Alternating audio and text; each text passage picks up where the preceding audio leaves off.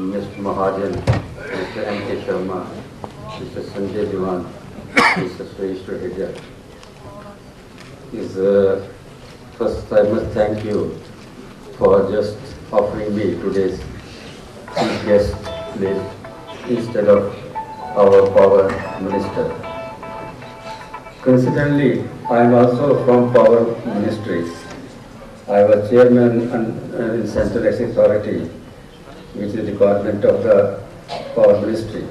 So it is just a coincidence that the Power Engineer replaces the Power Minister today.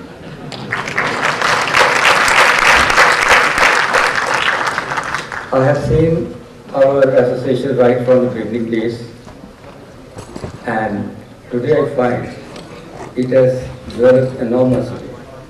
And it gives a pleasure when you see your own organization developing in a way in which it is being today. It has long been, when there was no association, though present college, university, from Delhi, Polytechnic to Delhi College of Engineering, to Delhi Technological University, is about 70 years. But association it has been not 70 years old. It is a little bit less. But nevertheless, we salute the pioneers who started it and also salute the persons who are now managing it. During my time, I find a lot of difference in a changing pattern of services. Our boys are spread all over when it was service era, when people mostly prefer the service, whether it was government service or it was public sector undertakings. Our people you will find in every branch of government, whether it is defense services, in all the 3 branches, Air Force, Army and Navy. They are in police, they are in unimaginable places like Indian Railway Town Service. You name the department, you will find a Delhi College of Engineering or ex-Delhi Polytechnic student. But later on find, maybe now because private sector coming up and entrepreneurship is also coming up, our people, though lately, earlier also joined entrepreneurship like Mr. Raheja, but now they are joining private sector or entrepreneurship of their own in a big way. I have been on selection board of UPSC for a number of years, and I found there that no Delhi College of Engineering student who came for interview. Though they have qualified for a written exam, but they didn't come for interview. Maybe that they have now greener pastures outside the government service. So I hope it will develop as long as our system lasts. And it's but natural that we change with the service. So change of time has led Delhi College of Engineering, Delhi Technical University from their government service or private or public sector undertakings mostly to the now private sector or entrepreneurship. Because I have been on BHCL selection board also, there also I found the same story. People cleared the exam but didn't come for the interview. Wish them luck in their present system. I find that there is great love for me by Delhi Technological University or Delhi College of Engineering. Professor Sharma invited me for a leadership lecture during a global meet, but somehow I couldn't come because I was away to Singapore. And also, today also I returned just 5 or 6 days back from Singapore, and I get your love through chief guest of this organization, this function today. So thanks you all. Wish you good luck. and progress all the time.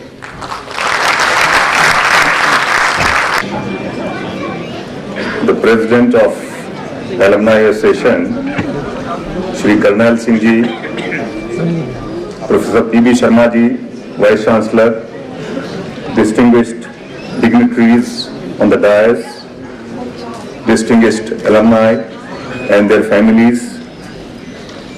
I also see some children here, dear children, ladies and gentlemen. Let me at the outset thank the organizing committee for giving me this honor of being here today as the chief guest. I'm indeed beholden to you, sir, for this unimaginable honor which you have bestowed on me. On a personal note, in my house or in our family, my elder brother, Shri S.P. Agrawal Ji, is an alumnus of 1964 batch. So Delhi Polytechnic has always been viewed with respect and honor in our family. And I think today when we are having this institution as 72 years old, I think DTU should be seen as the grandchild of Delhi Polytechnic, with Delhi College of Engineering being a parent. And I'm sure, like every parent wants his or her child to do better than what he or she has done in life, I'm sure similarly you would always be wanting DTU to surpass the heights which DCE and Delhi Polytechnic had gained.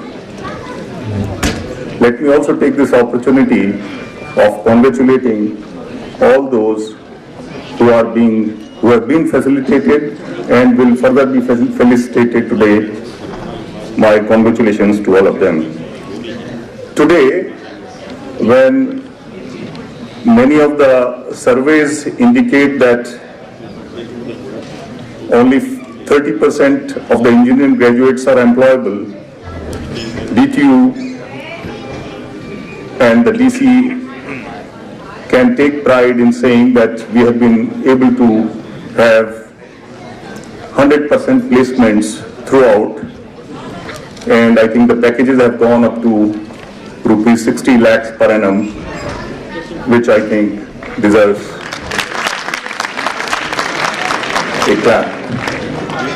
Despite this very strong industry, academia interactions which we have been having in DTU, we have further advised our faculty to arrange regular interactions with the industry, so that we are able to take their concerns by improving, updating our syllabi from time to time, and we have been also having adjunct faculty from the industry from time to time.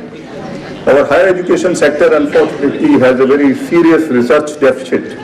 Hardly 4 to 5% of the total research in the country gets done through educational institutions, and even otherwise I think we hardly spend 1% of our GDP on research, whereas most of the countries at our stage of development spend more than 2 to 2.5% of their GDP.